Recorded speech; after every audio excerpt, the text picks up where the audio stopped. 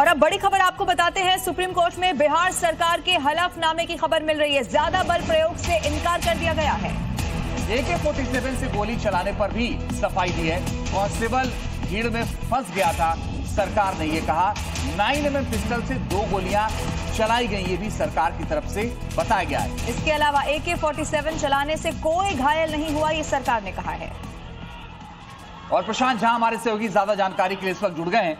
प्रशांत, सरकार ने सफाई दी है माननीय अदालत में, मगर क्या ये बात सही है कि कांस्टेबल भीड़ में फंस गया था, इस वजह से चलाई गोली? देखिए, जो तस्वीरें सामने आई थी उस तस्वीर में साफ दिख रहा है कि सामने भीड़ थी और भीड़ के बाद जो कांस्टेबल था वो हाथ में AK-47 लेकर भीड़ की तरफ दौड़ रहा है और पूरे जो स्थिति थी वहां की बिल्कुल तनावपूर्ण थी और उस तनावपूर्ण स्थिति में ही कांस्टेबल ने हवाई फायर किया था। AK-47 से 4 राउंड की फायरिंग की गई थी और जो हलफनामा दिया गया है उसमें भी यही बात कही गई है कि जो भीड़ में चूंकि कांस्टेबल फंसा हुआ था इसलिए उसने फायर की है। और लेकिन ये सच्चाई है कि जो AK-47 की गोली से कोई जो घायल 3 वहां पर प्रदर्शनकारी हुए थे वो AK-47 के गोली से नहीं हुए थे। और बिहार सरकार ने भी इस बात को माना है। सुप्रीम कोर्ट में अपने हलफनामे में कहा है कि जो 3 प्रदर्शनकारी घायल हुए थे वो हाथी मोड़ की घटना थी। हाथी मोड़ पर आप प्रशांत बने रहिएगा, लेकिन अरविंद सिंह इस वक्त हमारे साथ फोन लाइन पर मौजूद है, उनसे जरा जानते हैं इस हलफनामे में और क्या कहा गया है, क्योंकि जो तस्वीरें अरविंद सामने आई है वो भी हम दर्शकों को दिखा रहे हैं। ये कहा गया है कि वो भीड़ में फंस गए थे और उसके बाद ये हवाई फायर किया, लेकिन कोई जख्मी हुआ है ऐसा मानने से सरकार ने इनकार कर दिया। अरविंद, बिल्कुल, बिहार सरकार ने एफिडेविट फाइल किया है सुप्रीम कोर्ट में और उन सवालों का जवाब दिया है जो कि छात्रों पर पुलिस कार्रवाई को लेकर के उठ रहे थे। बिहार सरकार का ये कहना है कि जहां तक सिवान में AK-47 चलने का मामला है, यहाँ पर एक कांस्टेबल भीड़ में फंस गया था, इसलिए उसने हवा में 4 गोली चलाई, लेकिन इन गोलियों से किसी को चोट नहीं आई। 3 जो घायल हुए हैं उसके बारे में भी बिहार पुलिस की तरफ से बिहार सरकार की तरफ से सफाई दी गई है। उनका ये कहना है कि हाथी चौक के पास एक ASI ने भीड़ को हटाने के लिए 2 गोलियां चलाई थी, जिससे 3 जो लोग हैं उनको मामूली चोट आई है। और सरकार का ये भी कहना है कि जो लोग घायल हुए वो AK-47 से घायल नहीं हुए और उस जगह भी मौजूद नहीं थे जहां पर AK-47 चलाई गई थी।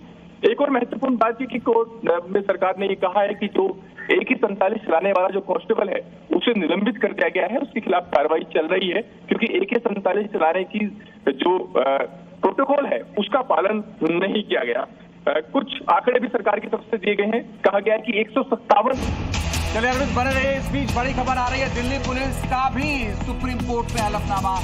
जरूरत से ज्यादा बल प्रयोग से दिल्ली पुलिस ने इनकार कर दिया है। ये बड़ी खबर इस वक्त हम आपको बता रहे हैं। लगातार इसको लेकर देखिए सवाल भी उठे थे, जो प्रोटेस्ट किया गया था, जो लाठीचार्ज हुआ था, उसको लेकर सवाल उठे थे। और अब दिल्ली पुलिस का भी ये हलफनामा है, जरूरत से ज्यादा बल का इस्तेमाल किया गया, ऐसा इनकार कर दिया है। इस वक्त दिल्ली पुलिस ने तस्वीरें देखी उस वक्त की है जब संसद के बहुत करीब पहुंच गए थे ये प्रदर्शनकारी छात्र। अरविंद सिंह हमारे सहयोगी जुड़ गए। अरविंद बताइए, दिल्ली पुलिस पर सबसे ज्यादा सवाल उठे थे, क्या बताया दिल्ली पुलिस ने? चलिए एक बार फिर से अरविंद का हम रुख करेंगे, लेकिन ये खबर क्या है वो दर्शकों को बता देते हैं। जंतर मंतर पर प्रोटेस्ट चल रहा था, उसके बाद प्रदर्शनकारी संसद घेराव के लिए आगे बढ़े थे।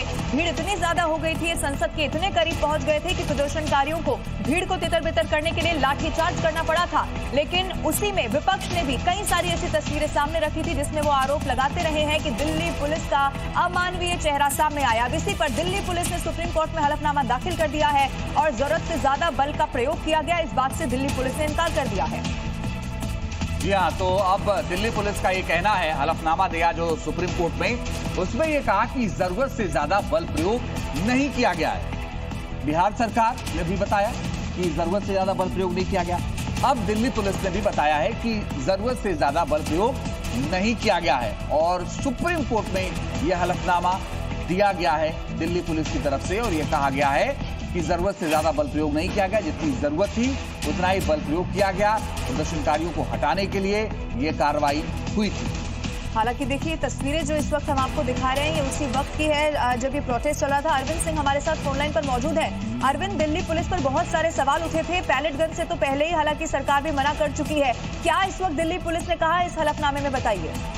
देखिए, दिल्ली पुलिस की तरफ से कहा गया है कि 240 से ज्यादा पुलिसकर्मी घायल हुए हैं जो संसद मार्च के दौरान विरोध प्रदर्शन की आड़ में हिंसा हुई थी और पुलिस का ये कहना है कि भीड़ को रोकने के लिए जरूरत के हिसाब से बल इस्तेमाल किया गया है।